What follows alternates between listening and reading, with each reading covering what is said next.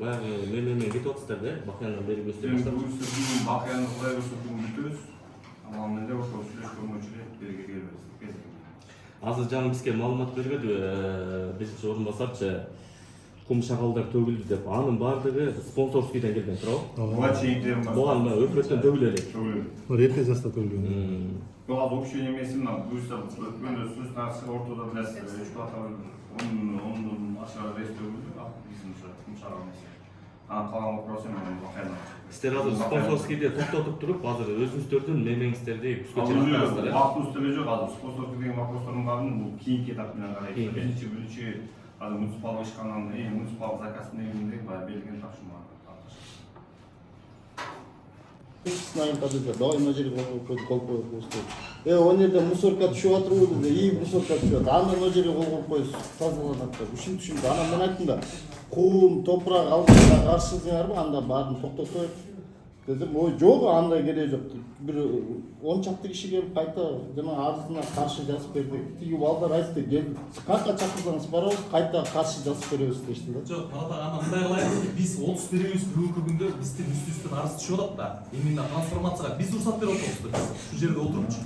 Анан эл ошол убакта коомдуу өттү дегенде биз макул болдук элек да. Если эки эле киши ушундай чагымчылдыкка барып аткан болсо, биз 30 берүүбүздүн үстүнө ошол эки кишинин үстүнө 30 берүүбүз арыз сызайлы. Анан эмне үчүн ал биздин мондай кадамдарга барат?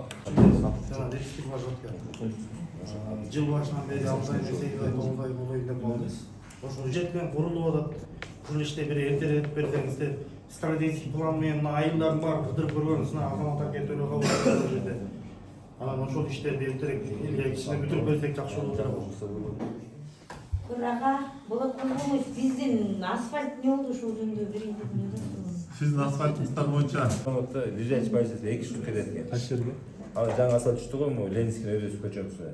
Кайсыга кандай кетебиз? Мына биз тигиден барып кайрадан суралбай калдык да. Мен бир КАМАЗ бир коо асфальт берип, анан дагы ошондон тартылып калдык да. Ошо менен калып калдык. Азыр бул жерде 3,5 миллион сомдук экитебиз. Анан жөн эле сунушуңуздар да берип атасыздар, же отчетун да ала албай атасыздар. Ол жерден жөн эле базар болуп атыр. Бирке порядок сактап коюңуздар. Эмеде сессиянын күн тартибинде каралып аткан биринчи маселеде экинчи көйдө достор музулмунча айткандай жана каралбаган эмелерди айтып атабыз. Бюджетте каралбаганчы. Андан көрө урматтуу депутаттар эми талкуу деле бүтүп окшойт. Сунушум музулмуштун ишине баа берип туруп, анан экинчи күн тартибине өтөрбөйлүбү? Азыр биз уже экинчи өттүк. Өткөрсөңүз жарым саат болуп калды да. Ошондой болуп атыр, урматтуу депутаттар. Анан урматтуу депутаттар, келиңиздер. Маалымат катары өкмөт аппарат отчетун берди. Баарыңыздарга материал таркалган. Стамбул болотун сунуучу өзү да жооп берди. Чечиле турган маселени чечилет деди, чечилбей турган маселени чечилбейт деди. Эми 6 айдын жыйынтыгы боюнча урматтуу депутаттар суроо жоопту токтотуп туруп, келиңиздер добуш өтөйүк. Ошон үчүн урматтуу депутаттар, мен добуш коем. Башка суроо жооптор жок болсо 6 айдын жыйынтыгы боюнча Кара Бура айыл өкмөтүнүн башчысы Стамбул болотун сунуучтун аткарган жумуштары боюнча баа берип коюңуздар. Канааттандырат.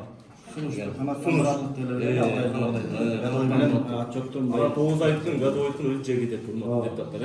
Ошон үчүн добуш коем, урматтуу депутаттар. Добуш берип коюңуздар. Канааттандырат. Бир добуштан өттү, рахмат баарыңыздарга. Каршы жок. Болотун сунуучу албетте биз түшүнөбүз эми. Бул жерде жумуш оор, 27 миң адам менен иштейбиз. 30 миллион ашты азыр. 30 миллион ашты, жумуш оор. Мен ойлойм, бул жерде депутаттардын да сунушун булар оюндан чөндөбүнөн алып келаткан жок, элден шайланып келгенден кийин биргеликтес менен бир жакшы иштерди ийгиликке жетишебиз деген ой тилектеним да. Ошон үчүн сунуштарын эске алып туруп, колубуздан келишинче жардам бергенди суранабыз. Урматтуу депутаттар, келиңиздер анда кийинки күн тартибине кетип элекчи. Экинчи маселе Комитетте ушундай комиссияда ушундай чечим чыкты. Өкмөт өзүнө эле табыштаса, өкмөт өзү ушул акчаны карап чыкса. Долбоордо бюджеттин долбоору. Жок.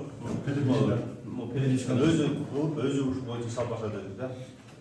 Жок. Передишкан биз өкмөткө силер сунуштама бердиңиздер, бул киши иштеп долбоор иштеп турса биз кеңеш берип экиптерчи керек да. Себеп дегенде 9 айлык бар, 9 айлыкта да биз азыр моуну биз кылып атырган болсок, бюджет комитети кылып отурган болсок, 9 айлык ишинеси каралбай калат экен, иште болбой экен, ошол сөздө өкмөткө табыштаганбыз. Статьяга отургунча. Ошо биз уруксат деле беребиз. Калган эмне көчө алып барат деп. Чечим ушундай чыккан да. Комитеттин чечими. Ал эми кийинкиси ушул айыл өкмөттөргө да азыр кызмат машиналар берилип атат. Бул боюнча Эркөө ошону түшүндүрүп кетесиз. бул эметкен Кабминден келди бизге Касым Алиев деген өзү. Лизингке алынат экен 5 жылга. Жылына 20%-тен төлөт экен. Бул бирок 2 жылга да. Болгону ушул мемеге бизге макулдук эле келди да. Макулдугунан эле сурап келди. Макулсыңарбы ушундай эле алганга деп. Макулдугубузду бердик. Сессиядан сүрдүк.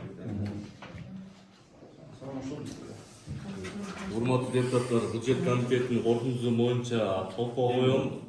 Ой пикириңиздер болсо айтыңыздар.